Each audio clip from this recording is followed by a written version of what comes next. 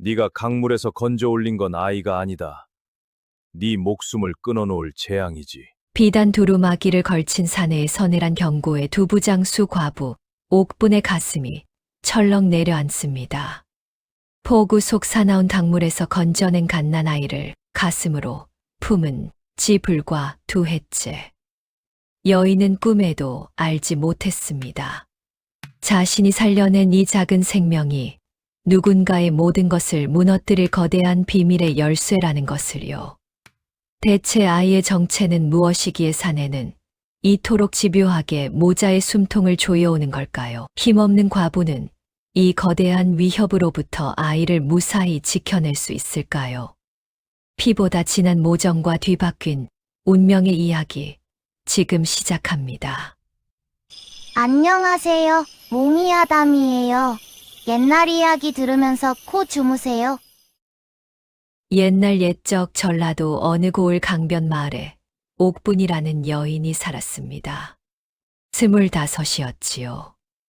남편은 혼인한 지 2해 만에 병으로 세상을 떴고 옥분은 혼자 두부를 만들어 팔았습니다. 이른 새벽이면 맷돌을 갈고 날이 밝으면 두부를 이고 장터로 나갔지요. 돌아올 때는 빈 함지를 이고 돌아왔습니다. 가진 것이라고는 낡은 초가 한 채와 마당 한 귀퉁이 두부솥뿐이었지요. 손은 항상 거칠었습니다. 콩물이 베어 손끝마다 희뿌연 자국이 남아 있었지요. 볼이 탄탄하고 눈가에 주름 하나 없었지만 눈빛은 어딘가 비어 있었습니다. 부를 자식도 없고 기댈 어른도 없는 집이었지요. 옥색 저고리에 검은 치마, 항시 흰 수건을 두른 여인. 마을 사람들은 그냥 옥분 안악이라 불렀습니다. 그해 여름, 폭우가 쏟아졌습니다. 며칠째 비가 그치지 않았지요. 마당 우물이 흙탕물에 잠겨버렸습니다. 두부를 만들 맑은 물을 구하려면 강 상류 바위 틈 샘으로 가야 했지요. 비가 오든 말든 새벽 두부는 만들어야 했습니다. 그것이 옥분의 살림이었으니까요. 등에 물동이를 지고 나간 것이 밤이 한경 지났을 때였습니다. 칠흑같이 어두운 밤이었지요. 강물은 무서운 소리를 냈습니다. 갈색 흙물이 사납게 흘렀고 부러진 나뭇가지들이 물살에 떠내려갔지요. 그때였습니다. 물 위에 무언가가 떠내려오고 있었습니다. 둥글고 널쩍한 것이 물살을 타고 흘러오고 있었지요. 가까이 다가갈수록 소리가 들렸습니다. 가냘프고 작은 울음소리였지요. 옥분은 물동이를 내던졌습니다. 옷이 젖는 것도 모르고 물속으로 뛰어들었지요. 낡은 광줄이었습니다. 뚜껑이 동여매져 있었지요. 옥분이 뚜껑을 열었습니다. 포대기에 쌓인 갓난아이였지요. 숨은 붙어 있었습니다. 얼굴은 창백했고 입술이 파랗게 질려 있었지요. 몸은 얼음장처럼 차가웠습니다. 옥분은 아이를 가슴에 꼭 안았지요. 빗속에서 옥분의 체온이 아이에게 옮겨갔습니다. 잠시 후 아이의 울음이 다시 터졌지요. 가늘고 힘없는 울음이었지만 살아있다는 소리였습니다. 그 밤 옥분은 아이를 품에 안고 집으로 돌아왔습니다. 이튿날 아침이었습니다. 옥분은 광주리를 찬찬히 살폈지요. 아이를 싸고 있던 포대기 안쪽에서 천 조각 하나가 나왔습니다. 손바닥만 한 크기였지요. 섬세한 꽃 문양이 수놓여 있었는데 가장자리가 잘린 듯 거칠었습니다. 반쪽짜리였지요. 나머지 반쪽은 어디 있는지 알 수 없었습니다. 옥분은 그것이 무엇인지 알지 못했지요. 하지만 소중한 것임에는 틀림없다 싶어 깊이 숨겨두었습니다. 아이에게는 담이라는 이름을 지어주었지요. 강에서 담아왔다 하여 담이었습니다. 이웃집 복순 할멈이 마을 저점이를 데려다 주었지요. 다미는 사흘 만에 열이 내렸습니다. 일주일이 지나자 얼굴에 홍조가 돌았지요. 옥부는 그 얼굴을 들여다보다가 한참 동안 울었습니다. 무서워서 울었는지, 다행스러워서 울었는지 스스로도 알 수 없었지요. 목욕을 시키다가 옥부는 이상한 것을 발견했습니다. 다미 등 오른쪽 어깨뼈 아래의 점이 3개 있었지요. 세모 모양으로 나란히 박혀 있었습니다. 한 번 보면 잊히지 않는 모양이었지요. 옥부는 그것이 무엇인지 알지 못했습니다. 그냥 특이한 점이라 생각했지요. 다미가 집에 온 지 열흘이 지났을 때 복순 할멈이 방으로 들어와 아이를 오래 들여다보았습니다. 기쁜 것도 아니고 슬픈 것도 아닌 눈빛이었지요. 무언가를 오래 간직해온 사람의 눈빛이었습니다. 이름은 지었느냐? 담이라 했습니다. 강에서 담아왔다 하여서요. 담이 좋구나. 할멈은 한동안 말이 없었습니다. 방 안에 빗소리만 남았지요. 옥부나. 예, 할멈. 자식은 배 아파나는 게 아니라 가슴 졸이며 키우는 거란다. 옥부는 잠시 멈추었습니다. 무슨 말인지 얼른 이해가 되지 않았지요. 강에서 건진 아이를 키우겠다 했더니 뜯어말리러 온 것인가 싶었습니다. 예, 그냥 그렇게 대답했습니다. 할멈이 연세가 드셔서 가끔 뜬금없는 말씀을 하신다 생각했지요. 그때 다미가 작은 손을 허공에 내밀며 방긋 웃었습니다. 옥부는 그 웃음을 바라보다가 할멈의 말을 잊었지요. 배가 고프지 않냐? 내 뭐라도 가져오마. 고맙습니다, 할멈. 문이 닫혔습니다. 옥부는 다미를 내려다보았지요. 어느새 아이의 손가락을 하나하나 세고 있었습니다. 10개가 다 있었지요. 발가락도 세었습니다. 역시 10개였지요. 옥분의 눈가가 뜨거워졌습니다. 그날 밤 옥부는 다미의 손이 제 손가락을 꼭 쥐는 것을 느꼈습니다. 작고 따뜻한 손이었지요. 내가 키운다. 소리도 없이 중얼거린 말이었습니다. 누구에게 하는 말도 아니었지요. 하지만 그 말은 가슴속 깊이 박혔습니다. 다미는 무럭무럭 자랐습니다. 마당에서 비틀비틀 첫걸음을 내디뎠고 두부소지 연기를 보며 손뼉을 쳤지요. 흙을 집어먹어서 옥분을 놀라게 하기도 했습니다. 담아, 그거 먹으면 안 돼. 우왕! 아이고, 이 녀석. 밤마다 울어서 옥분을 새벽까지 재우지 않기도 했지요. 그래도 옥분은 이상하게 힘들지 않았습니다. 다미가 울면 안아주면 됐고, 다미가 웃으면 그것으로 하루가 끝났지요. 말문이 트이자 처음 한 말이 어머니였습니다. 옥부는 그 말을 듣고 한참 동안 움직이지 못했지요. 눈시울이 붉어졌습니다. 대답을 하려고 입을 열었는데 말이 나오지 않았지요. 그냥 다미를 와락 안았습니다. 다미는 안기면서 작은 손으로 옥분의 등을 토닥였지요. 마을 사람들은 수군거렸습니다. 광주리에서 건진 아이라더만. 아비도 어미도 모르는 아이를. 저 안악도 참 제 먹고 살기도 빠듯한 처지에 그 아이 생긴 것 좀 봐. 어디 가문 자식 아니냐고. 하지만 옥분은 개의치 않았습니다. 다미가 웃으면 옥분도 웃었고 다미가 울면 옥분도 마음이 무너졌지요.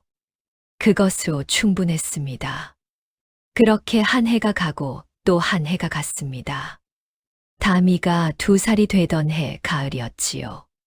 장터에서 두부를 팔고 있는데 비단 두루마기를 걸친 낯선 사내가 함지 앞에 멈춰 섰습니다. 두부를 살 것 같지는 않았지요. 눈이 가늘고 처진 사내였습니다. 옥분 안하기요? 예, 그렇습니다만. 광주리에서 건진 아이라고. 그 아이 어미가 누군지 내가 안다. 옥분의 등이 서늘해졌습니다. 사내의 눈빛이 묘했지요. 아이를 걱정하는 눈빛이 아니었습니다. 무언가를 계산하는 눈빛이었지요. 누구십니까? 조별감이요 조만간 찾아가겠소. 사내는 그것이 전부였습니다. 돌아섰지요. 비단 두루마기 뒷자락이 장터 먼지를 쓸며 멀어졌습니다. 옥부는 그 뒷모습을 한참 바라보았지요. 가슴이 무너지는 것 같았습니다. 그날 저녁, 복순 할멈이 찾아왔지요. 옥분이 낮에 있었던 일을 전하자 할멈의 얼굴이 굳었습니다. 한동안 침묵이 흘렀지요. 그 별감, 어떻게 생겼더냐? 눈이 가늘고 살이 찐 사내였어요. 비단 두루마기에. 갓은 쓰고 있었냐? 얘 뒤에 하인도 하나 있었고요. 할멈이 천천히 고개를 끄덕였습니다. 뭔가를 알고 있는 눈빛이었지요. 옥부는 그 눈빛이 신경 쓰였습니다. 할멈, 혹시 아시는 겁니까? 아직은 말할 수 없다. 때가 되면 말하마. 때라 하시면 내가 알아야 할 때, 지금은 아니야. 옥부는 더 물을 수 없었습니다. 할멈의 목소리가 단호했지요. 옥분아, 한 가지만 명심해라. 예, 그 아이 절대로 내주지 마라. 무슨 일이 있어도 왜요, 할멈? 그냥 그리 알아라. 그것이 그날의 마지막 말이었습니다. 할멈이 돌아가고 옥부는 오래 잠을 이루지 못했지요. 다미의 고른 숨소리를 들으며 천장을 바라보았습니다. 조별감이라는 사내가 다미 어미를 안다고 했지요. 그것이 무슨 뜻인지, 다미를 내놓으라는 것인지, 아니면 다른 뜻인지 알 수 없었습니다. 하지만 한 가지는 분명했지요. 그 사내의 눈빛은 다미를 걱정하는 눈빛이 아니었습니다. 옥부는 잠든 다미의 얼굴을 바라보았습니다. 2살배기 아이가 아무것도 모르고 자고 있었지요. 작고 고른 숨소리가 방을 채웠습니다. 옥부는 그 숨소리를 들으며 생각했지요. 이 아이를 지켜야 한다. 어떤 일이 있어도 복순 할멈의 말이 다시 떠올랐습니다. 자식은 배 아파 낳는 게 아니라 가슴 졸이며 키우는 거란다. 그 말이 이제는 다른 뜻으로 들리는 것 같았지요. 앞으로 가슴 졸일 일이 많을 것이라는 말처럼. 그리고 그 가슴 졸임이 곧 시작되리라는 것을 옥부는 어렴풋이 느끼고 있었습니다. 며칠이 지나지 않았습니다. 조별감이 찾아왔지요. 이른 아침이었습니다. 옥분이 두부솥에 불을 지피고 있을 때였지요. 대문 밖에서 인기척이 났습니다. 문을 열었더니 조별감이 하인 하나를 거느리고 서 있었지요. 들어가도 되겠소. 무슨 일이십니까? 안에서 이야기합시다. 옥부는 대문을 더 열지 않았습니다. 마당에서 말씀하시라고 했지요. 조별감의 얼굴에 불쾌한 기색이 스쳤습니다. 하지만 들어오지는 않았지요. 마당 앞에 서서 말했습니다. 그 아이 어디서 건졌소? 강에서입니다. 광주리에 담겨 있었다고. 그렇습니다. 그 아이 어미가 누군지 내가 안다 했소. 그래서요. 조별감이 잠시 옥분을 바라보았습니다. 이 여인이 쉽게 물러서지 않겠다는 것을 가늠하는 눈빛이었지요. 그 아이는 내가 데려가야 할 아이요. 내놓으시오. 이유를 말씀하십시오. 이유는 당신이 알바 아니오. 알바가 아니라니요. 2해를 키운 아이입니다. 2해를 키웠다고 당신 아이가 됩니까? 이를 악물었습니다. 주먹을 꽉 쥐었지요. 오늘은 돌아가 주십시오. 조별감이 옥분을 한참 바라보았습니다. 그러다 피식 웃었지요. 생각해 보시오. 내가 원하면 어차피 되는 일이오. 비단 두루마기가 대문 밖으로 사라졌습니다. 옥부는 그 뒷모습이 보이지 않을 때까지 서 있었지요. 다리가 떨렸습니다. 그날 밤 복순 할멈이 찾아왔지요. 옥분이 조별감이 다녀간 것을 전하자 할멈이 입을 열었습니다. 옥분아, 이제 말해야겠다. 예, 할멈. 13년 전이다. 이 마을 위쪽 고을에 가문 있는 선비가 살았어. 학식도 있고 땅도 넉넉한 사람이었지. 옥분은 숨을 죽이며 들었습니다. 그 선비한테 먼 친척벌 되는 사람이 하나 빌부터 살았어.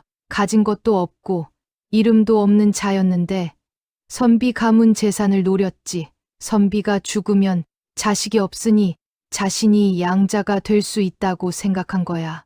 그 친척이 조별감이야. 방 안이 싸늘해졌습니다. 옥분은 천천히 고개를 들었지요. 조별감이 선비를 죽였어. 그리고 자신을 그 가문 양자로 세워서 집과 땅을 차지했지. 마을 사람들은 선비가 병으로 죽은 줄 알아 아무도 진실을 몰라. 그런데 다미가 그래 선비한테 아이가 있었던 거야. 선비 부인이 아이를 벤 채로 도망쳤지.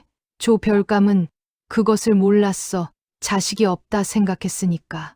할멈이 잠시 멈추었습니다. 나는 그 부인을 알았어. 먼 인연이었지. 옥분은 숨을 죽이며 들었습니다. 부인이 피신하면서 나한테 찾아왔어. 아이를 살려달라고 했지. 그래서요. 그날 밤 폭우 속에서 부인이 직접 아이를 광주리에 담아 강에 띄웠어. 조별감 하인들이 코앞까지 왔거든. 강물에 띄우는 것 말고는 방법이 없었지. 할멈의 목소리가 낮아졌습니다. 나는 그게 마지막인 줄 알았어. 그러면 부인은 그 뒤로 소식이 없어. 아마 못 살았을 거야. 침묵이 흘렀습니다. 다미의 숨소리만 들렸지요. 다미가 그 선비 아들이라는 거예요.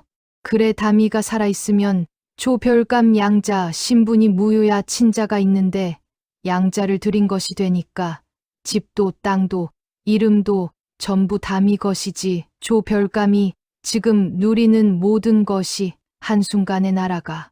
그것이었습니다. 조별감이 다미를 없애려는 이유가 재산 때문이 아니었지요. 다미가 살아있다는 사실 하나가 조별감의 모든 것을 무너뜨리는 것이었습니다. 왜 진작 말씀 안 하셨어요, 할멈? 말했으면 내가 어찌했겠냐. 겁만 더 먹었겠지. 내가 옆에서 지켜볼 수 있는 동안은 지켜보려 했어. 이제 어찌해야 합니까? 복순 할멈은 잠시 다미를 바라보았습니다. 일단 버텨야지. 그리고 때를 기다려야 해. 때라 하시면 다미가 잘하는 것 다미가 자라서 제 발로 설 수 있을 때 그때 진실을 밝힐 수 있어. 옥부는 고개를 끄덕였습니다. 무서웠지요. 하지만 이제는 무엇을 지켜야 하는지, 왜 지켜야 하는지 분명해졌습니다. 그날 밤부터 옥부는 달라졌습니다. 다미를 혼자 두지 않았지요. 장터에 갈 때는 반드시 함께 갔습니다. 복순 할멈이 곁에 있을 때만 잠깐 막혔지요. 밤에도 담이 옆에서 잠들었습니다. 다미는 그런 옥분을 보며 아무것도 몰랐습니다. 그냥 어머니가 자꾸 같이 다니는 것이 좋았지요.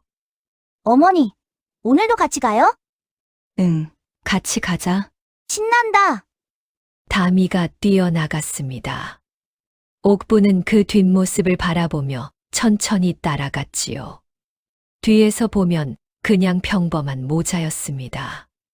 하지만 옥분의 눈은 항상 주변을 살폈지요. 낯선 사람이 다미를 유심히 보지는 않는지, 골목 어귀에 이상한 사람이 서 있지는 않는지. 그렇게 살면서 다미는 자라났습니다. 3살이 지나자 다미는 말귀를 잘 알아들었습니다. 5살이 되자 복순 할멈이 글자를 가르쳐 주기 시작했지요. 다미는 한 번 본 것을 잊지 않았습니다. 할멈이 한 번 짚어준 글자를 다음 날 다 기억했지요. 이 아이, 보통이 아니야. 영특하지요? 영특한 게 아니라 타고난 거야. 그 선비도 글재주가 남달랐다더만. 옥부는 그 말을 듣고 다미를 다시 바라보았습니다. 다미는 마당에 쪼그려 앉아 나뭇가지로 땅에 글자를 쓰고 있었지요. 혀를 살짝 내밀고 집중하는 얼굴이었습니다. 그 얼굴이 어딘가 고왔지요. 두부장수 안악집 아이라 하기엔. 마을 서당 훈장도 담이 소문을 들었는지 옥분을 찾아왔습니다. 그 아이 공짜로 받겠소. 내 서당 명예가 달린 문제요. 고맙습니다, 훈장님. 그렇게 다미는 6살부터 서당에 다니기 시작했습니다. 또래보다 2해 앞선 것을 배웠지요. 훈장은 3달이 지나자 더 이상 가르칠 것이 없다며 손을 내저었습니다. 조별감은 그 사이에도 2번 더 찾아왔습니다. 올 때마다 다미를 내놓으라 했지요. 옥부는 매번 돌려보냈습니다. 조별감은 대놓고 손을 쓰지는 못했지요. 마을 사람들 눈이 있었으니까요. 하지만 그 눈빛은 갈수록 차가워졌습니다. 그러던 어느 날이었습니다.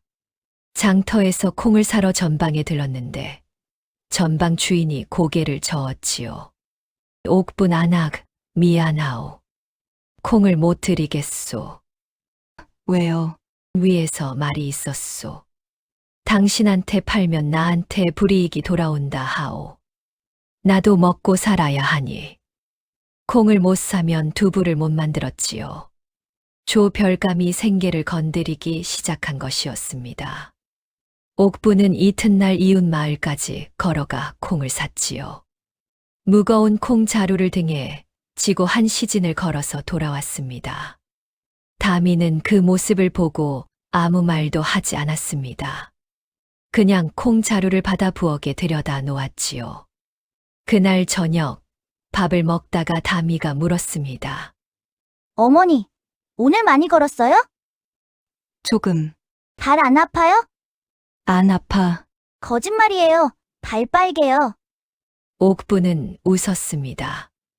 7살짜리가 밥상 아래로 어미 발을 들여다보고 있었지요. 내일은 제가 같이 가서 들고 올게요. 됐어, 무거워. 저, 이제 힘세요. 알아, 근데 괜찮아. 다미는 그 뒤로도 며칠 동안 옥분의 발을 걱정했습니다. 자기 전에 어머니 발 괜찮냐고 물었지요. 옥분은 그 물음이 귀여우면서도 가슴이 아렸습니다. 이 아이가 이런 것을 걱정하게 만든 것이 자기 때문인 것 같았지요. 조별감은 장터 압박도 했습니다. 장터 관리인을 매수해서 옥분이 두부를 팔 때 저울 눈속임을 했다는 헛소문을 퍼뜨렸지요. 저울 한번 맞춰봐야겠소. 마음대로 하십시오. 이것 보시오. 눈금이 안 맞지 않소. 제 저울은 장터 저울보다 오히려 더 정확합니다. 다시 재보십시오. 구경꾼들이 몰렸습니다. 저울을 다시 재자 옥분 말이 맞았지요. 관리인이 머쓱해서 돌아갔습니다. 구경꾼 중에 장터배 장수 봉칠이 있었지요. 그가 빙긋 웃으며 두부 2모를 샀습니다. 기죽지 마시오. 짧은 말이었지만 힘이 됐습니다. 그런가 하면 어느 날은 조별감 하인이 찾아와 콩 출처를 따졌습니다. 그 콩 어디서 났소? 혹시 남의 밭에서 훔친 것 아니오? 이웃 마을 전방에서 샀습니다. 주인한테 물어보십시오. 증거가 있소. 거래 흔적이 있습니다. 얼마든지 확인하십시오. 하인은 대답 없이 돌아갔습니다. 조별감이 건드릴수록 옥부는 더 꼼꼼해졌지요. 반박할 수 없도록 모든 것을 깔끔하게 했습니다. 복순 할멈의 말이 맞았지요. 버텨야 했습니다. 다미가 자랄 때까지. 서당을 쉬게 된 이후 다미는 마당에서 혼자 글을 읽었습니다. 복순 할멈이 구해다 준 책이 쌓여갔지요. 다미는 그 책들을 하나하나 읽어나갔습니다. 때로는 소리내어 읽었고 때로는 눈으로만 읽었지요. 옥분이 두부솥 앞에서 일하는 동안 다미는 마당 한쪽에서 책을 읽었습니다. 그것이 두 사람의 일상이었지요. 다미가 8살이 되던 해 봄이었습니다. 다미는 그 무렵 이미 조별감이라는 이름을 알고 있었습니다. 알려준 사람은 없었지요. 그냥 알았습니다. 어머니가 그 사람이 올 때마다 표정이 달라졌고, 복순 할멈이 그 사람 이야기를 할 때면 목소리를 낮추었으니까요. 다미는 눈치가 빨랐지요. 어느 날 다미가 옥분에게 물었습니다. 어머니, 조별감이 왜 자꾸 와요? 그냥 귀찮은 사람이야. 저 때문이에요? 아니야. 거짓말이에요. 옥분은 대답하지 않았습니다. 다미는 더 묻지 않았지요. 그냥 알겠다고 고개를 끄덕였습니다. 그 표정이 8살짜리 같지 않았지요. 그동안은 1년에 2~3번 나타나 압박을 넣었지요. 그런데 그해 봄부터는 달에 1번, 여름부터는 보름에 1번 찾아오기 시작했습니다. 이유가 있었습니다. 다미가 잘하고 있었으니까요. 다미가 어릴 때는 다미가 그 선비 아들인지 아닌지 마을 사람들도 알아보기 어려웠지요. 하지만 8살이 된 다미는 달랐습니다. 또래보다 훤칠하게 컸고 눈빛이 고왔지요. 손이 곱고 손목이 가늘었습니다. 두부장수 안악집 아이라 하기엔 귀티가 흘렀지요. 마을 사람들이 수군거리기 시작했습니다. 저 아이 있잖아. 어디 가문 자식 아니야? 이 글도 잘한다더만. 군장이 혀를 내두를 정도라고. 조별감은 그 소문을 들었겠지요. 다미가 자랄수록 자신에게 불리했습니다. 서두를 이유가 생긴 것이었지요. 어느 날 조별감이 찾아왔을 때 하인이 셋이었습니다. 전에는 혼자였거나 하인 하나였지요. 옥분 안악 2번이 마지막이요. 매번 마지막이라 하십니다. 이번엔 진짜요. 조별감의 목소리가 낮아졌습니다. 내가 좋게 말할 때 넘기시오. 그 아이는 당신 곁에 있으면 안 되는 아이요. 당신도 위험해지고 아이도 위험해지요. 위험하다니요. 그 아이가 누구 자식인지 알고 있소. 나만 아는 게 아니오. 그 아이를 노리는 자가 나 말고도 있다는 뜻이오. 거짓말이었습니다. 옥부는 느꼈지요. 겁을 주려는 말이었습니다. 하지만 뒤집어 생각하면 다미의 존재가 조별감 혼자만의 문제가 아닐 수도 있다는 것도 사실이었지요. 돌아가십시오. 옥분 아나. 할 말 없습니다. 조별감이 한 걸음 다가왔습니다. 하인들이 양옆으로 섰지요. 마지막으로 묻겠소. 줄 것이오. 안 줄 것이오. 옥부는 물러서지 않았습니다. 목소리가 떨렸지만 눈빛은 흔들리지 않았지요. 안 줍니다. 조별감의 얼굴이 굳었습니다. 하인에게 눈짓을 했지요. 하인이 옥분 옆을 지나 마당으로 들어오려 했습니다. 그때였습니다. 어머니, 다미가 부엌 문 앞에 서 있었습니다. 옥분 옆으로 걸어왔지요. 조별감을 정면으로 바라보았습니다. 8살짜리가 눈 하나 깜짝하지 않았지요. 조별감이 다미를 보았습니다. 다미도 조별감을 보았지요. 그 눈빛 싸움이 잠시 이어졌습니다. 조별감의 입가가 비틀어졌습니다. 뭔가를 계산하는 얼굴이었지요. 그러다 돌아섰습니다. 두고 보겠소. 하인들이 뒤를 따랐습니다. 대문이 닫혔지요. 옥부는 다미의 어깨를 잡았습니다. 왜 나왔어? 어머니 혼자 두면 안 될 것 같아서요. 위험할 수 있어. 알아요. 그래도요. 옥부는 다미를 바라보았습니다. 8살짜리 눈빛이 너무 또렷했지요. 이 아이가 자신을 지키려 한다는 것을 알았습니다. 그것이 고마우면서도 가슴이 아렸지요. 그날 밤 옥부는 복순 할멈과 오래 이야기했습니다. 할멈, 더는 버티기 어려울 것 같아요. 왜? 조 별감이 달라졌어요. 서두르고 있어요. 다미가 자랄수록 더 위험해질 것 같고, 그래. 저는 다미를 지키고 싶어요. 끝까지 어떻게 해야 할까요? 복순 할멈이 잠시 생각했습니다. 옥부나 다미 등에 점 3개 있는 거 알지? 예, 어릴 때부터 있었어요. 그게 그 선비 가문 표식이야. 대대로 내려오는 거지. 그리고 광주리에서 나온 천조각. 숨겨두고 있어요.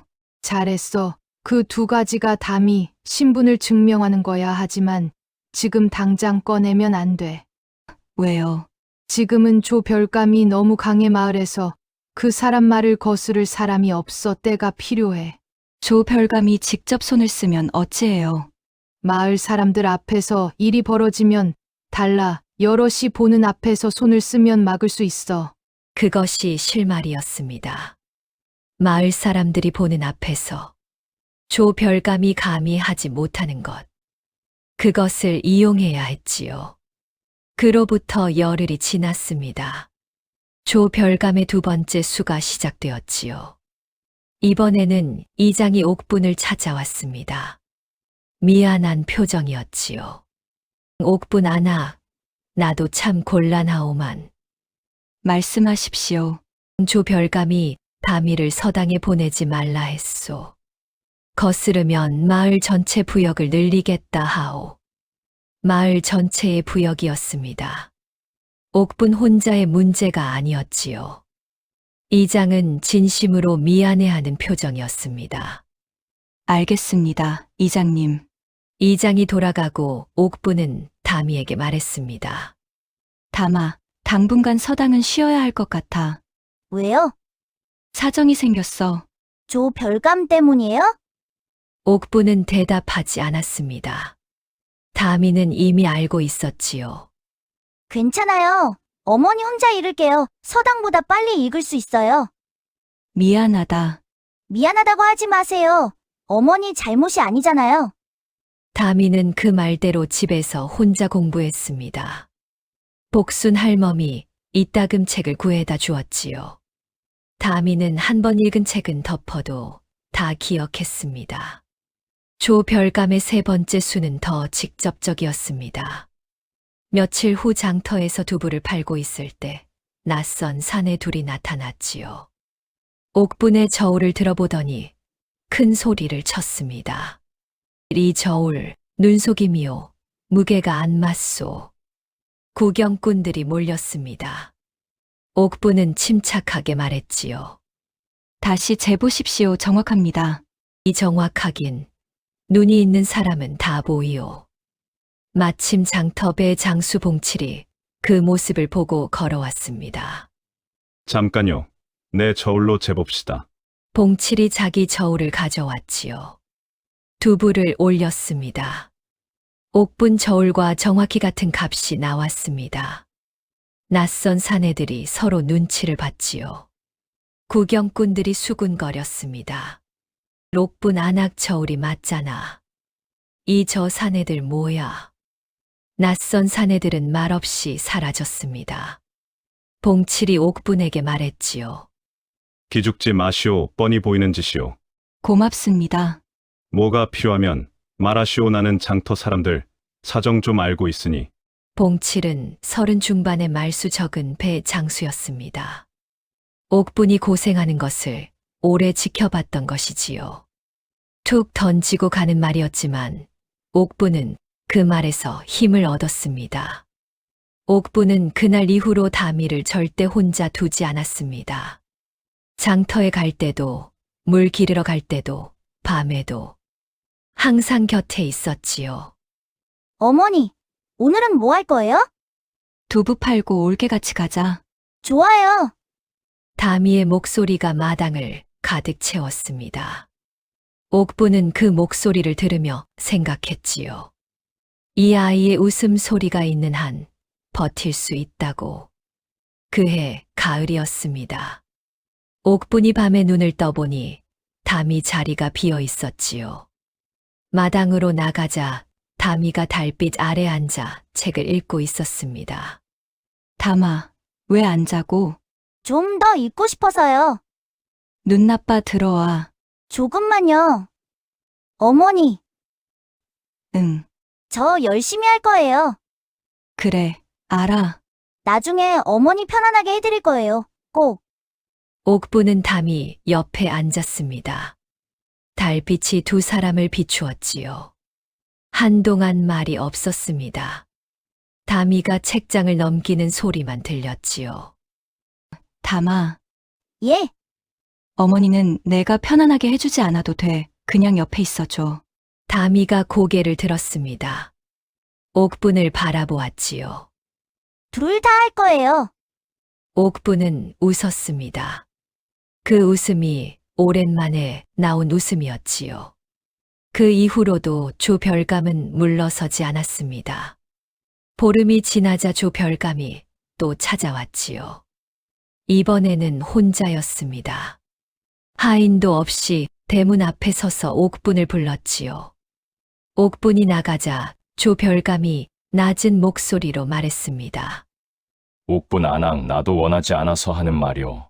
무슨 말씀이십니까? 그 아이를 넘기면 내가 평생 두 사람 먹고 살 것을 보장하겠소. 두부 장사 안 해도 되고 담이도 편하게 살 수 있소. 조별감이 처음으로 회유하는 것이었습니다. 강압이 통하지 않으니 방식을 바꾼 것이었지요. 담이가 당신한테 가면 편하게 살 수 있다고 하셨습니까? 그렇소. 내 맹세하오. 그 맹세를 믿으라는 겁니까? 조별감이 입을 다물었습니다. 돌아가십시오. 그것이 전부였습니다. 조별감은 아무 말도 없이 돌아갔지요. 옥부는 그 뒷모습을 보며 생각했습니다. 회유가 통하지 않으면 다음은 무엇일까? 더 강한 압박이 올 것이었지요. 옥부는 대문을 닫고 마당으로 들어왔습니다. 담이가 부엌 문 앞에 서 있었지요. 다 들었어요. 그래, 어머니, 저 거기 안 가요. 알아. 제가 선택하는 거예요. 어머니가 결정하는 게 아니라. 옥부는 담이를 바라보았습니다. 8살짜리가 하는 말이었지요. 제가 여기 있고 싶어요. 그게 제 선택이에요. 옥부는 고개를 끄덕였습니다. 담이의 손을 잠깐 잡았다가 놓았지요. 그것으로 충분했습니다. 담이가 10살이 되던 해였습니다. 조별감의 압박이 극에 달했지요. 이제는 이틀에 한 번꼴로 하인을 보내 옥분을 괴롭혔습니다. 어떤 날은 마당 앞에 하인이 서서 옥분이 나가는 것을 지켜보았지요. 어떤 날은 장터에서 옥분 두부를 아무도 못 사게 눈치를 주기도 했습니다. 그러던 어느 날 밤이었습니다. 복순 할멈이 찾아와 방에 앉았지요. 담이가 잠든 것을 확인하고 나서 말문을 열었습니다. 옥부나 봉칠이라는 배 장수 알지? 예, 장터에서 몇 번 고맙게 해주셨어요. 그 사람이 조별감한테 원한이 있어. 왜요? 봉칠 아버지가 그 선비랑 같이 일하던 사람이었어. 조별감이 선비를 죽이고 나서 봉칠 아버지도 내쫓았지. 빈털터리로 봉칠이 그걸 알고 있어. 옥부는 생각에 잠겼습니다. 봉칠 나리가 도와줄 수 있을까요? 그건 봉칠한테 물어봐야지. 하지만 혼자 싸우는 것보다는 나을 거야. 이튿날 옥부는 장터에서 봉치를 찾아갔지요. 봉칠 나리 드릴 말씀이 있습니다. 봉칠은 옥분을 배 더미 뒤 구석으로 안내했지요. 옥분이 복순 할멈에게 들은 이야기를 했습니다. 봉칠은 듣는 동안 아무 표정도 없었지요. 다 듣고 나서 한참 침묵이 흘렀습니다. 그 아이가 진짜 그 선비 아들이오. 그렇습니다. 증표가 있소. 등에 점 3개와 1000조각이 있습니다. 봉칠이 고개를 끄덕였습니다. 뭔가를 결심하는 눈빛이었지요. 때가 되면 내가 나서겠소. 조별감이 마을 사람들 앞에서 꼬리 잡히는 순간이 오면 고맙습니다. 나리, 나리 소리하지 마시오. 나도 갚을 빚이 있는 거요. 그 대화가 옥분에게 힘이 되었습니다. 혼자가 아니라는 것을 알았지요. 다미는 그 무렵 이상한 꿈을 꾸기 시작했습니다. 자고 일어나면 얼굴이 무거웠지요. 옥분이 물으면 괜찮다고 했지만 눈빛이 달랐습니다. 어느 날 다미가 말했지요. 어머니, 저 진짜 어디서 난 아이예요? 옥분은 손을 멈추었습니다. 두부솥을 저어가다 멈추었지요. 강에서 건졌다고 했잖아. 그 전이요. 말해주세요. 저 알아야 할 것 같아요. 옥분은 솥 앞에 앉았습니다. 다미도 옆에 앉았지요. 옥분은 복순 할멈에게 들은 이야기를 천천히 했습니다. 모두 다 말했지요. 선비 이야기, 조별감 이야기, 그리고 광주리에서 나온 천 조각 이야기. 다미는 듣는 동안 아무 말도 하지 않았습니다. 다 듣고 나서도 한동안 말이 없었지요. 어머니, 응. 그 선비가 제 아버지라도 저는 어머니 아들이에요. 옥분의 눈시울이 뜨거워졌습니다. 그리고 저 무섭지 않아요. 무섭지 않아? 조별감이요, 무섭지 않아요. 어머니가 있으니까. 옥분은 다미를 안았습니다. 다미도 안겼지요. 두부솥에서 연기가 올라갔습니다. 그로부터 보름이 지났습니다.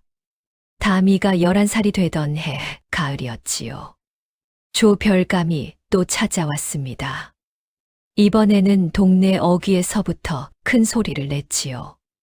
옥분 아나, 나와봐요. 마을 사람들이 문을 열고 내다보았습니다. 조별감이 하인넷을 거느리고 대문 앞에 섰지요. 옥분이 대문을 열었습니다. 이번이 진짜 마지막이오. 그 아이 내놓으시오. 마을 사람들 앞에서 이러시는 겁니까? 그게 어때서요? 내가 요구할 권리가 있어. 마을 이장이 어느새 나와 있었습니다. 봉칠도 멀찍이 서 있었지요. 구경꾼들이 모였습니다. 조별감은 여럿이 보는 것을 신경 쓰지 않는 눈치였지요. 오히려 이 자리에서 공개적으로 아이를 가져가려는 것 같았습니다. 힘으로 누르면 마을 사람들도 어쩔 수 없다는 계산이었지요. 그때 다미가 옥분 옆에 나와 섰습니다. 저는 어머니와 있겠습니다. 또렷한 목소리였지요. 구경꾼들이 술렁였습니다. 11살짜리가 어른 앞에서 눈 하나 깜짝하지 않았으니까요. 조별감의 눈이 가늘어졌습니다. 하인들아, 하인들이 앞으로 나서려 했습니다. 그 순간 봉칠이 큰 소리로 외쳤지요. 잠깐, 마을 사람들, 다 보시오.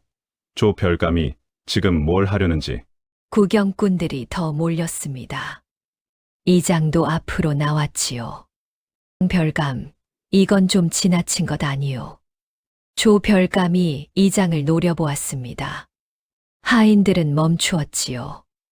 마을 사람들이 너무 많이 보고 있었습니다. 조별감도 어쩌지 못했지요. 두고 보겠소. 조별감이 돌아섰습니다. 하인들이 뒤를 따랐지요. 마을 사람들 시선 속에서 물러나는 것이었습니다. 오늘은 버텼습니다. 마을 사람들이 지켜보는 앞에서 조별감이 물러섰지요. 옥분과 다미는 나란히 서서 그 뒷모습을 바라보았습니다. 어머니, 응. 이겼어요. 오늘은 다음에도 이길 거예요. 옥분은 다미의 손을 잡았습니다. 다미도 잡았지요.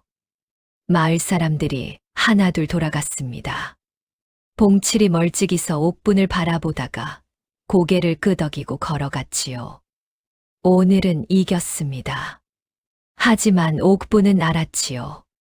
조별감이 이대로 포기할 사람이 아니라는 것을. 더 큰 수가 올 것이라는 것을. 다만 오늘 마을 사람들이 이 장면을 목격했다는 것, 그것이 중요했습니다. 씨앗이 심어졌지요. 그로부터 몇 달이 흘렀습니다. 조별감은 다시 직접 나타나지 않았지요. 대신 방식을 바꿨습니다. 이번에는 담이 주변 아이들을 건드렸지요. 어느 날 담이가 얼굴이 벌개진 채 집에 돌아왔습니다. 어머니, 왜? 무슨 일이야? 마을 아이들이 저를 피해요. 왜? 모르겠어요. 갑자기 다들 저한테 말을 안 해요. 조별감이 마을 어른들을 통해 아이들을 떼어놓은 것이었습니다. 담이와 어울리면 부모가 불이익을 받는다는 말을 퍼뜨린 것이지요. 옥부는 그것을 알았지만 담이한테는 말할 수 없었습니다. 담아. 그 아이들이 나쁜 게 아니야. 어른들한테 시달리는 거야. 알아요. 그래도 섭섭해요. 섭섭하지, 당연하지. 그날 저녁 복순 할멈이 담이를 불렀습니다. 담이한테 옛 이야기를 들려주면서 슬그머니 말했지요. 담아 혼자여도 괜찮은 사람이 제일 강한 법이야. 혼자가 좋다는 게 아니잖아요. 그래, 혼자가 좋다는 게 아니야. 혼자여도 무너지지 않는다는 거지. 저 무너지지 않아요. 알아, 그러니까 내가 말하는 거야. 담이는 그날 이후로 더 묵묵해졌습니다. 하지만 눈빛이 더 또렷해졌지요. 외로움을 삼키는 방법을 배운 것 같았습니다. 조별감의 다음 수는 옥분의 단골 거래처를 건드리는 것이었습니다. 두부를 사주던 주막 두 군데가 갑자기 거래를 끊었지요. 이유를 물으면 다들 말을 아꼈습니다. 미안하오, 옥분 아나. 내 사정이 있소. 알겠습니다. 뒤에서 조별감이 손을 쓴 것이었지요. 옥부는 새 거래처를 찾아 이웃 마을까지 갔습니다. 더 먼 길을 걸어야 했지요. 하지만 포기하지 않았습니다. 봉칠이 그것을 알고 먼저 두부를 사겠다고 나섰습니다. 우리 집 아침마다 두부 사겠소. 값은 넉넉히 드리겠소. 고맙습니다만. 거절하지 마시오. 나도 먹을 두부가 필요한 거요. 봉칠의 도움으로 거래처를 조금씩 새로 만들었습니다. 조별감이 누르면 봉칠이 버텨주는 구도였지요. 두 사람이 말을 맞춘 것도 아닌데 자연스럽게 그렇게 됐습니다. 담이가 그 모습을 지켜보다가 말했지요. 봉칠 아저씨가 좋은 사람이에요. 그래. 왜 도와주는 거예요? 갚을 빚이 있다고 하셨어. 무슨 빚이요? 나중에 알게 될 거야. 담이는 고개를 끄덕였습니다. 그리고 그날 장터에서 봉칠을 만나자 꾸벅 인사를 했지요. 감사합니다, 아저씨. 봉칠이 잠시 담이를 바라보았습니다. 눈가가 움직였지요. 건강하게 자라라. 짧은 말이었지만 담이는 오래 기억했습니다. 그해 겨울이었습니다. 눈이 많이 내린 날이었지요. 옥분이 이른 아침 두부솥 앞에 앉아 있을 때 담이가 마당으로 나왔습니다. 눈 위에 두 사람의 발자국이 나란히 찍혔지요. 어머니, 저 숯불 지필게요. 괜찮아, 추운데 들어가 있어. 저 안 추워요. 거짓말쟁이. 진짜예요. 어머니 옆이라 따뜻해요. 옥부는 웃었습니다. 담이가 불을 지피기 시작했지요. 두 사람이 나란히 새벽솥 앞에 앉았습니다. 연기가 하얀 눈 위로 올라갔지요. 담아. 예, 고맙다. 제가 왜요? 그냥. 담이가 피식 웃었습니다. 그 웃음이 새벽 찬 공기 속에 퍼졌지요. 그해 겨울이 끝나고 봄이 왔습니다. 담이가 11살이 되던 봄이었지요. 담이는 그 즈음 혼자 시를 썼습니다. 복순 할멈이 그를 가르쳐 주었고 봉칠이 가끔 책을 구해다 주었지요. 담이는 한 번 읽은 책은 덮어도 다 기억했습니다. 어느 날 저녁 담이가 옥분에게 종이 한 장을 내밀었습니다. 어머니, 이거요. 뭐야? 어머니 드리려고 썼어요. 옥분이 종이를 펼쳤습니다. 담이가 쓴 글이었지요. 짧은 글이었습니다. 새벽에 두부솥 앞에서 불을 지피는 어머니에 관한 것이었지요. 연기가 하늘로 오르고 어머니 손이 차갑고 거칠다는 내용이었습니다. 마지막 줄에 이렇게 쓰여 있었지요. 그 손이 나를 살렸다고. 옥부는 한참 그 글을 바라보았습니다. 담아, 예, 잘 썼다. 진짜요? 응. 다미가 웃었습니다.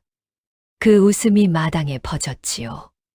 옥부는 그 글을 접어서 품에 넣었습니다. 그날부터 항상 품에 지니고 다녔지요. 그 무렵 봉칠이 장터에서 다미를 마주쳤습니다. 옥분을 따라온 다미였지요. 봉칠이 잠깐 발걸음을 멈추며 말했습니다. 글 공부는 하고 있느냐? 예, 혼자 하고 있어요. 라는 것이 힘이야 계속해라. 다미가 고개를 끄덕였습니다. 봉칠은 그것으로 끝이었지요. 배 자루를 다시 어깨에 메고 걸어갔습니다. 다미는 그 뒷모습을 보다가 옥분을 올려다보았지요. 봉칠 아저씨, 말이 적어요. 그래도 하는 말마다 맞는 말이야. 다미가 12살이 되었습니다. 이 마을에서 다미를 모르는 사람은 없었지요. 서당 훈장이 혀를 내두른 아이, 어른이 읽는 책을 10살에 뗀 아이, 그리고 두부장수 안악집에서 자란 아이. 또래보다 훤칠하게 컸고 눈빛이 고왔지요. 손이 곱고 손목이 가늘었습니다. 귀티라는 말이 다미에게 딱 맞는 말이었지요. 그 선비를 기억하는 마을 노인들이 다미를 볼 때마다 고개를 갸웃했습니다. 저 아이 어디서 봤나 했더니 이 눈매가 영락없어. 그 선비 눈매야. 수군거림이 조별감의 귀에도 들어갔지요. 그래서 더 초조해진 것이었습니다. 봄이 오자 조별감이 마을의 소문을 퍼뜨렸습니다. 옥분이 오래전 남편이 지인에게 빌린 빚을 갚지 않고 있다는 것이었지요. 물론 사실이 아니었습니다. 남편이 빚을 진 일이 없었지요. 하지만 조별감이 증인까지 세워놨습니다.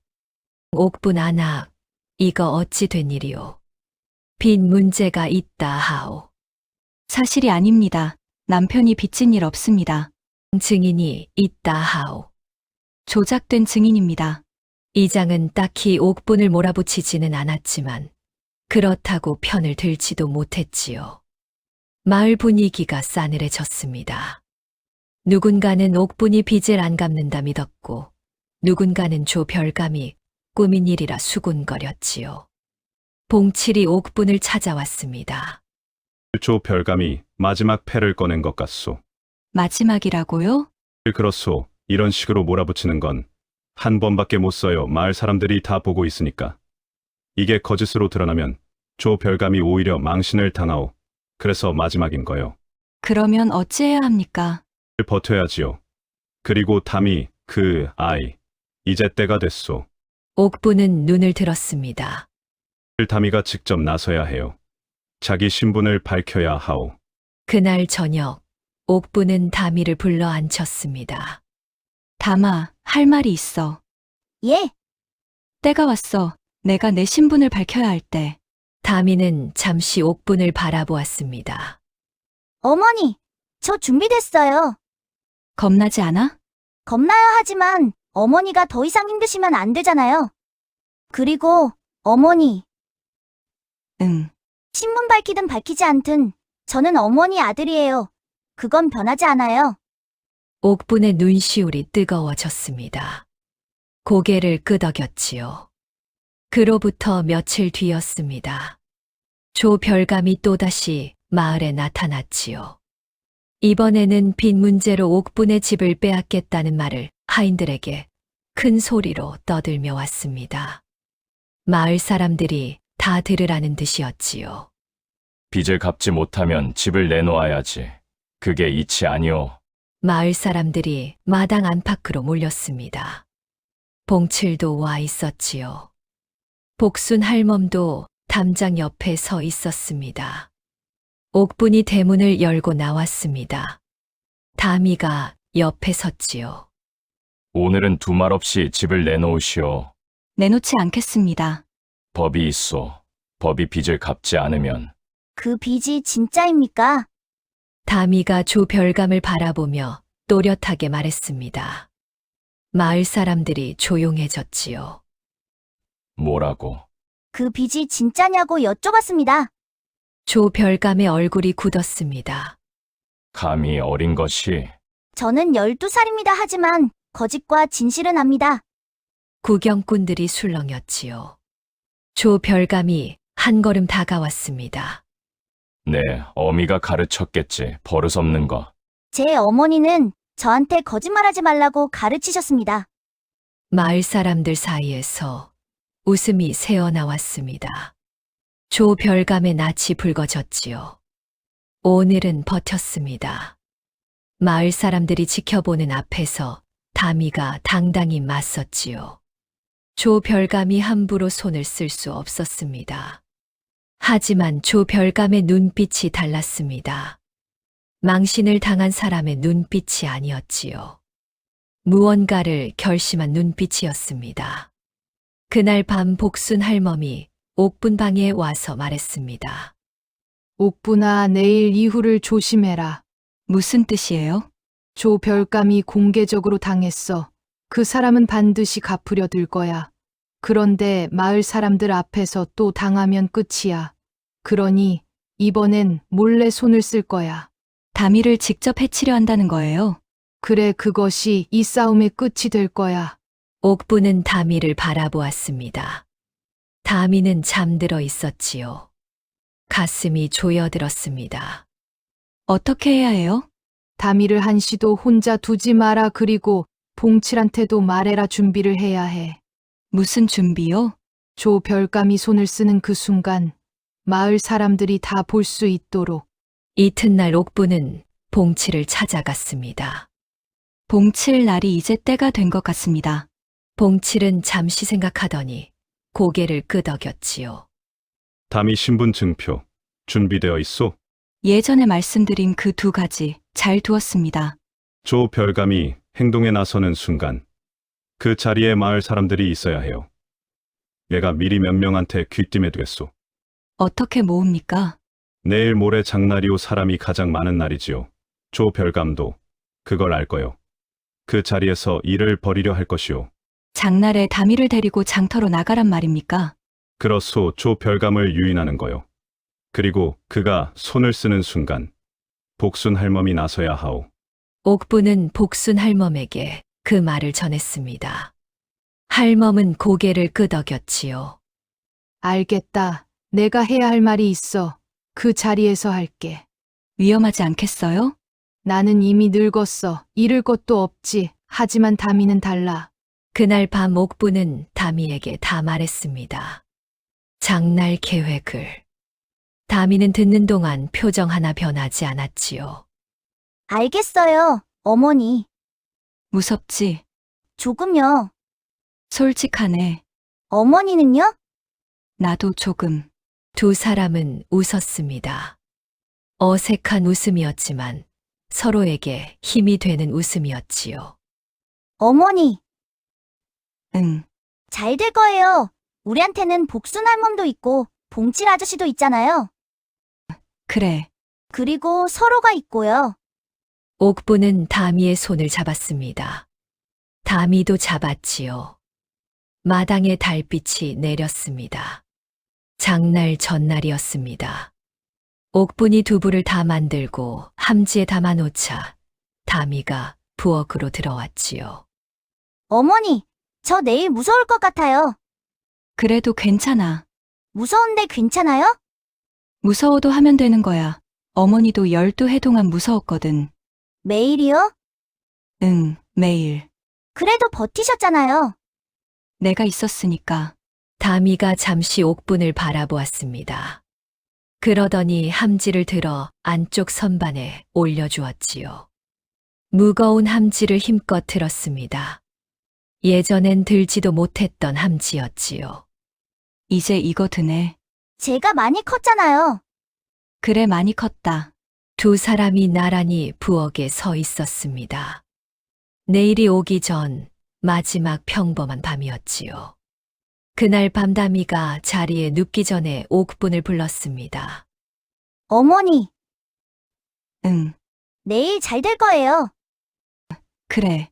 확신하는 건 아니에요. 하지만 그렇게 생각하기로 했어요. 옥분은 다미를 바라보았습니다. 12살짜리가 하는 말이었지요. 어머니도 그렇게 생각하기로 했어. 그럼 됐네요. 다미가 누웠습니다. 잠시 후 고른 숨소리가 들렸지요. 그날 밤 옥부는 잠을 이루지 못했습니다. 다미의 고른 숨소리를 들으며 천장을 바라보았지요. 내일 모든 것이 결판 날 것이었습니다. 잘 될 수도 있고 잘 안 될 수도 있었지요. 조별감이 힘으로 모든 것을 누를 수도 있었습니다. 하지만 옥부는 이제 두렵지 않았습니다. 아니, 두렵기는 했지요.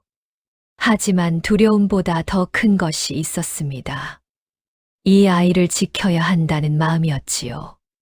그 마음은 12해 동안 한 번도 흔들린 적이 없었습니다. 내일도 그 이후도 흔들리지 않을 것이었지요. 두부솥이 마당 한쪽에 있었지요. 달빛이 그 솥을 비추고 있었습니다. 옥부는 그 솥을 바라보았지요. 처음 다미를 안고 솥에 불을 지피던 날이 떠올랐습니다. 손이 떨려서 불씨를 2번이나 놓쳤지요. 갓난아이를 품에 안고 어찌해야 할지 몰라 멍하니 앉아 있었습니다. 그 솥이 12해를 함께 했지요. 그을리고 낡았지만 아직도 잘 됐습니다. 옥부는 눈을 감았습니다. 다미의 숨소리가 들렸지요. 고르고 깊은 숨소리였습니다. 이 숨소리가 있는 한 버틸 수 있었지요. 이제 딱 하루만 더 버티면 됐습니다. 자식은 배 아파 낳는 게 아니라 가슴 졸이며 키우는 거란다. 복순 할멈의 말이 귓속에 울렸습니다. 12해를 가슴 졸였지요. 그 가슴 졸임이 이제 끝날 것이었습니다. 아니, 끝나지 않을 수도 있었지요. 다미가 자라는 한 어머니의 가슴 졸임은 계속되는 법이었으니까요. 하지만 그것은 좋은 가슴 졸임이었습니다. 조별감이 주는 가슴 졸임과는 달랐지요. 옥부는 그런 생각을 하다가 어느새 잠들었습니다. 마당에 달빛이 고요히 내렸습니다. 그을린 두부솥 위로 달빛이 쏟아졌지요. 이 솥은 내일도 모레도 새벽이면 불을 맞이할 것이었습니다. 장날 아침이었습니다. 옥부는 새벽부터 두부를 이고 장터로 나갔습니다. 다미가 옆을 걸었지요. 복순 할멈은 조금 뒤처져 걸었습니다. 봉칠은 이미 장터에 나와 있었지요. 장터는 사람이 많았습니다. 과일 장수, 포목 장수, 옹기 장수들이 자리를 폈지요. 옥분도 한쪽에 자리를 잡았습니다. 다미가 함지 옆에 앉았지요. 어머니, 두부 싸게 팔면 안 되겠죠? 당연하지. 원가 건져야지. 그럼 제가 흥정할게요. 흥정은 내가 해. 저 잘해요. 어머니보다 계산 빠른 거 알잖아요. 얄미운 소리. 다미가 웃었습니다. 옥분도 웃었지요. 평범한 아침이었습니다. 오전 내내 아무 일도 없었습니다. 두부가 잘 팔렸지요. 장터 사람들이 오가고 아이들이 뛰어다녔습니다. 봉칠은 배 더미 옆에서 다미 쪽을 가끔 바라보았지요. 복순 할멈은 장터 한쪽 나무 그늘 아래 앉아 있었습니다. 그런데 해가 중천에 오를 무렵이었습니다. 조별감이 장터 어귀에 나타났지요. 하인셋을 거느리고 있었습니다. 그런데 표정이 달랐지요. 이전처럼 위세를 부리는 표정이 아니었습니다. 뭔가를 조용히 처리하러 온 얼굴이었지요. 조별감이 다미 쪽을 보았습니다. 눈이 마주쳤지요. 그 순간 옥부는 알았습니다. 오늘이구나, 싶었지요. 조별감이 장터를 가로질러 걸어오기 시작했습니다. 하인들이 양옆으로 퍼졌지요. 사람들 사이를 비집고 다가왔습니다. 봉칠이 배 더미 뒤에서 움직였지요. 그러나 장터가 넓어 순식간에 막기는 어려웠습니다. 조별감이 담이 앞에 섰습니다. 이 아이 데려가겠소. 안 됩니다. 하인들아, 하인 하나가 담이의 팔을 잡으려 했습니다. 그 순간이었지요. 손 놓으십시오. 담이가 팔을 뿌리쳤습니다. 하인이 더 세게 잡으려 했지요. 옥분이 뛰어들었습니다. 하인이 옥분을 밀쳤지요. 옥분이 함지 위로 넘어졌습니다. 두부가 쏟아졌지요. 거기 멈춰요. 봉칠이 소리쳤습니다. 주변 사람들이 몰렸지요. 그 순간이었습니다. 조별감이 직접 담이의 멱살을 잡았지요. 조용히 따라와 소란 피우면 내 어미가 더 당해. 마을 사람들이 놀라 웅성거렸습니다. 이장이 허둥지둥 달려왔지요. 별감, 이건 좀 지나치지 않소. 이 아이는 내가 데려갈 권리가 있는 아이요. 물러서시오. 그때였습니다. 복순 할멈이 앞으로 나섰습니다. 할멈의 목소리가 장터를 가로질렀지요. 다들 들으시오. 장터가 조용해졌습니다. 복순 할멈은 오래 이 마을에 산 사람이었지요. 모두가 아는 사람이었습니다. 조별감이 지금 데려가려는 저 아이가 누구인지 내가 말하겠소. 조별감의 얼굴이 굳었습니다. 늙은이가 쓸데없이 이 마을 위쪽 고을에 살던 선비를 기억하는 분 있소? 13년 전에 돌아가신 노인들 사이에서 웅성거림이 일었습니다. 알아. 그 선비 학식이 넓었는데 그 선비한테 아이가 있었소. 그 아이가 바로 이 담이요. 장터가 웅성거렸습니다. 조별감이 복순 할멈 쪽으로 몸을 돌렸지요. 무슨 헛소리를. 담아, 등을 보여라. 다미가 저고리를 내렸습니다. 오른쪽 어깨뼈 아래 세모 모양으로 배열된 점 3개가 드러났지요. 마을 노인 하나가 숨을 들이켰습니다. 건 그 가문 표식이야. 내가 그 선비 등에서 본 적 있어. 그리고 이것을 보시오. 복순 할멈이 품에서 1000 조각을 꺼냈습니다. 꽃 문양이 수놓인 반쪽짜리 천이었지요. 그리고 옥분도 품에서 같은 1000 조각을 꺼냈습니다. 2 조각이 딱 맞았지요. 장터 사람들이 숨죽였습니다. 조별감, 당신이 들고 있는 나머지 반 조각 어디서 났소? 설명이 필요했습니다. 복순 할멈이 말을 이었지요. 그 선비가 죽기 전 부인에게 2000을 반으로 나누어 하나는 품에 지니고 하나는 아이와 함께 보내라 했소. 나머지 반은 당신이 빼앗았지. 조별감의 얼굴이 하얗게 변했습니다. 그건 내가 그 선비한테 받은 것이오. 받은 것이라고요? 봉칠이 앞으로 나왔습니다. 선비가 살아있을 때 나리 아버지가 그분 밑에서 일했소. 선비가 돌아가신 날 밤 나리 아버지가 내게 말했소.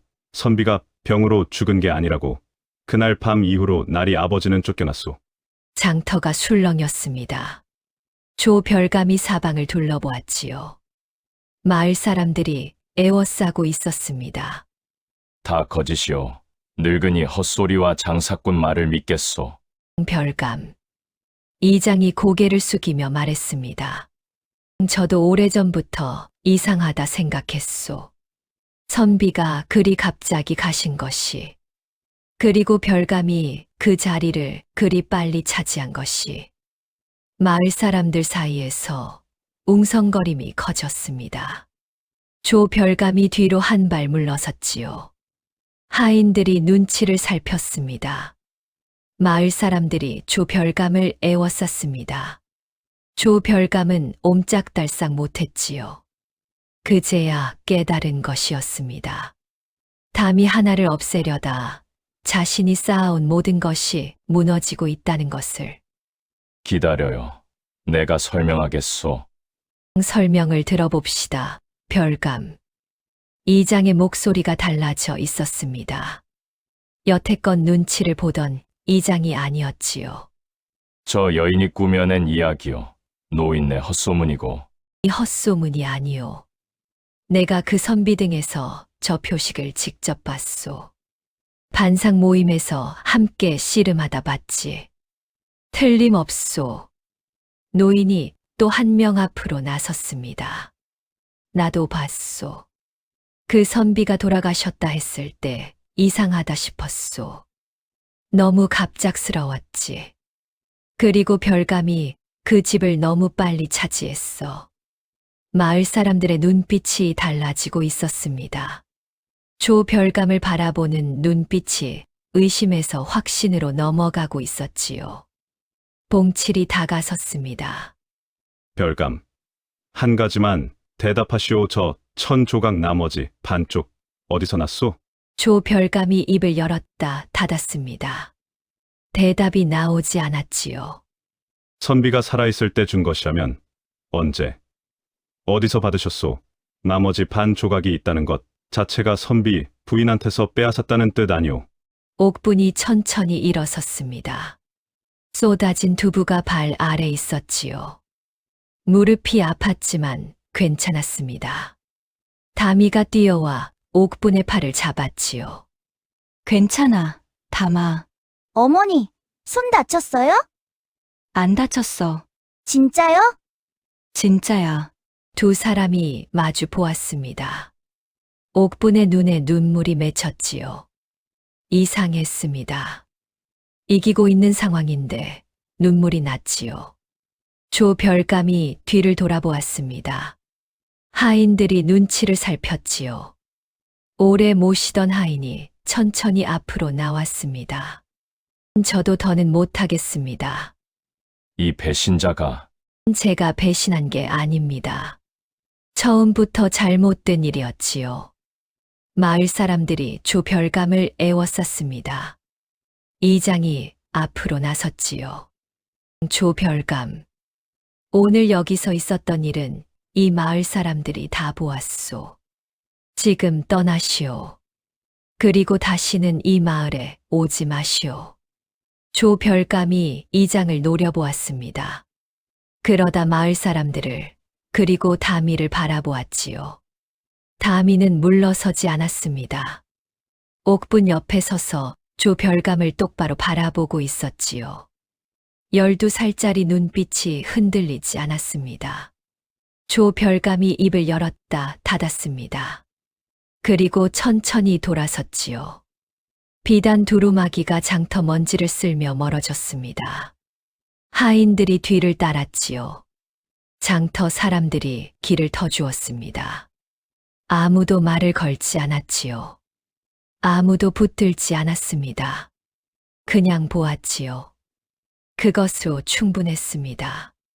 조 별감의 뒷모습이 장터 어귀를 벗어났습니다. 그리고 돌아오지 않았지요. 그날 밤 조 별감은 마을을 떠났습니다. 도망친 것이었지요. 가짜 양자의 신분이 무너지면서 그 위에 쌓인 모든 것이 함께 무너진 것이었습니다. 이튿날 아침이었습니다. 마을 이장이 옥분을 찾아왔지요. 옥분 안아 그 선비 가문 땅과 집이 이제 담이 것이요 마을 어른들이 다 증인이 되겠소. 감사합니다, 이장님. 내가 진작 나서야 했는데. 미안하오. 아닙니다. 어려우셨던 것 압니다. 이장이 돌아가고 옥분은 다미를 불렀습니다. 담아, 예, 이제 집도 있고 땅도 있어. 아버지 가문 것이 다 내 것이야. 다미는 잠시 말이 없었습니다. 그러다 고개를 들었지요. 어머니, 응, 저 그 집에 가지 않을 거예요. 담아. 그 집이 훨씬 넓고 어머니, 다미가 옥분의 말을 끊었습니다. 저 그 선비 아들이기 전에 어머니 아들이에요. 그건 변하지 않아요. 그리고 아버지 가문 것은 아버지 것이고, 이 집은 어머니 것이에요. 저는 어머니 것이고요. 옥분의 눈시울이 뜨거워졌습니다. 울지 마세요. 안 울어. 울고 있잖아요. 조금. 다미가 웃었습니다. 그 웃음을 보고 옥분도 웃었지요. 눈물이 볼을 타고 흘렀지만 웃음이 멈추지 않았습니다. 복순 할멈이 마당으로 들어왔습니다. 두 사람의 모습을 보더니 말없이 옆에 앉았지요. 세 사람이 나란히 두부솥 앞에 앉아 있었습니다. 솥에서 연기가 피어올랐지요. 옥분아, 예. 수고했다. 그 말에 옥부는 다시 눈물이 났습니다. 수고했다는 말 하나가 12해를 다 안아주는 것 같았지요. 그 이후로도 며칠이 더 걸렸습니다. 조별감이 떠난 빈 집과 땅. 마을 어른들이 모여 이장집에서 이야기를 나눴지요.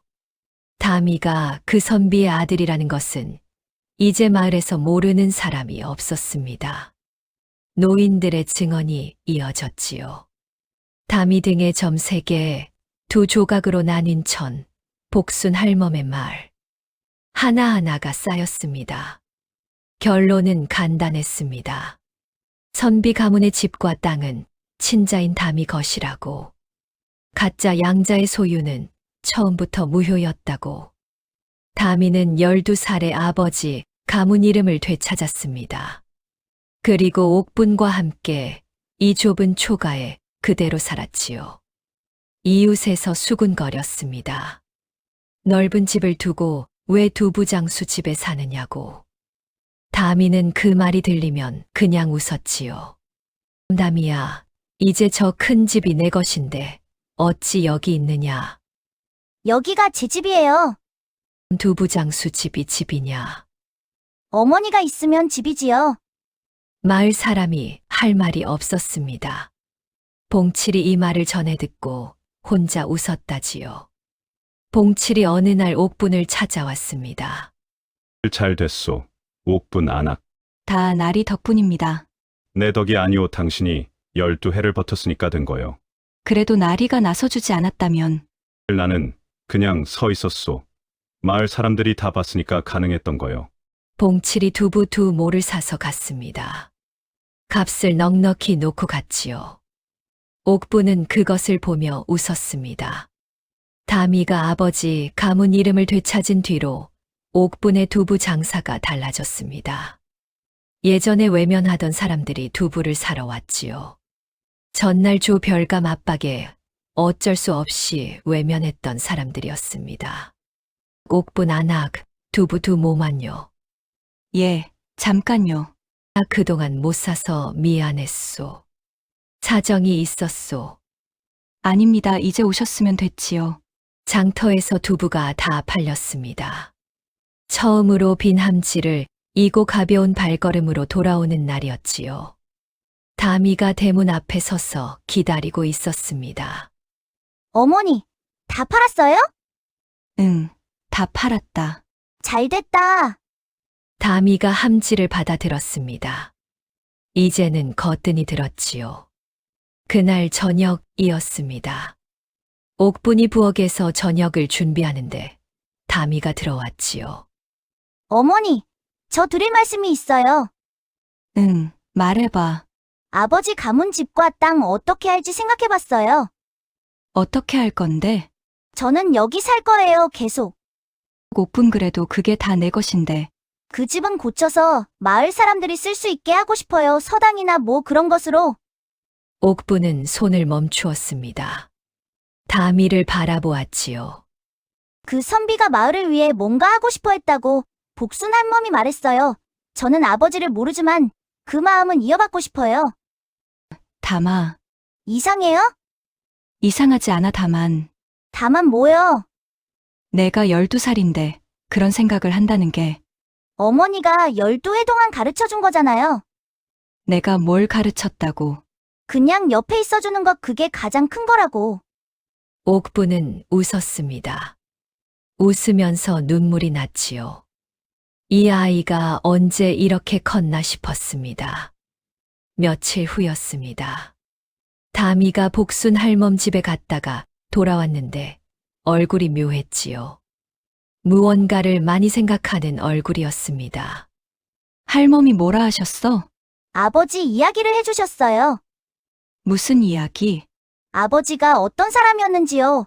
그를 좋아했고, 사람을 좋아했고, 욕심이 없는 분이었대요. 그래서 조 별감한테 당한 거라고. 옥부는 고개를 끄덕였습니다. 어머니, 저 아버지한테 미안한 마음이 있어요. 왜? 저를 살리려고 어머니가 강물에 뛰어들게 했잖아요. 아버지 어머니가 저를 위해서 다 잃었는데 저는 그것도 모르고. 담아. 예, 내 아버지는 내가 살아있다는 것만으로도 기뻐하실 거야. 그렇게 생각해요? 응, 그리고 나도.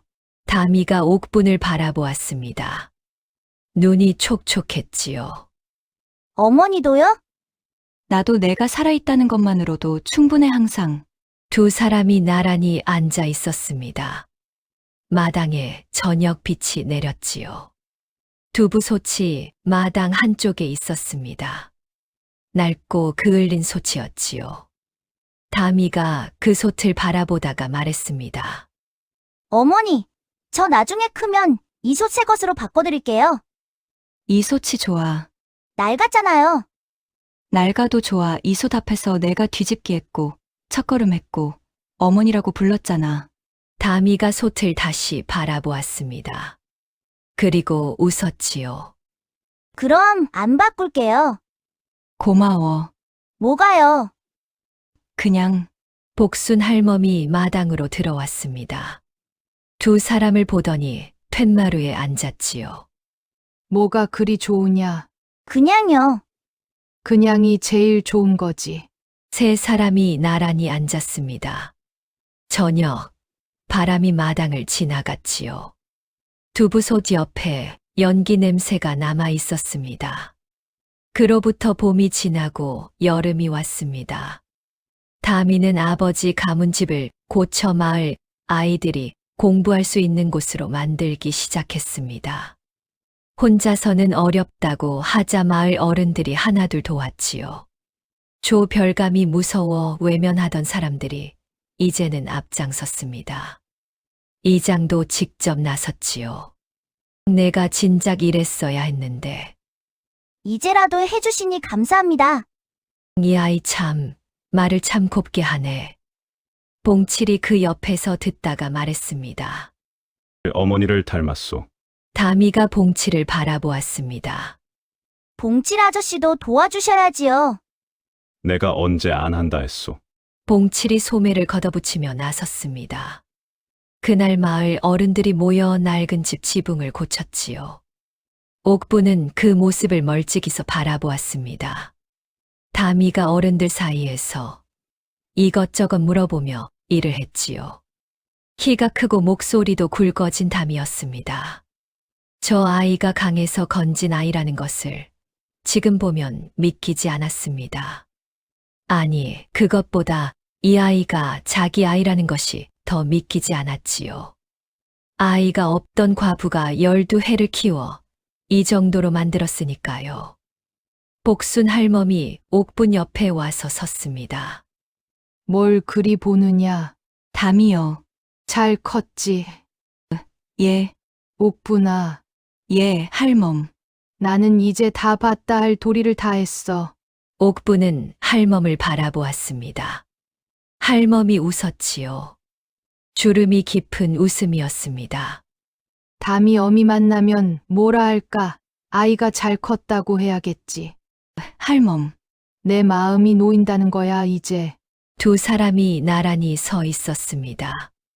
다미가 저 멀리서 무언가를 들다가 고개를 들더니 옥분과 눈이 마주쳤지요. 손을 흔들었습니다. 옥분도 손을 흔들었지요. 그날 저녁이었습니다. 세 사람이 나란히 툇마루에 앉았지요. 다미가 오늘 있었던 일을 신나게 말했습니다.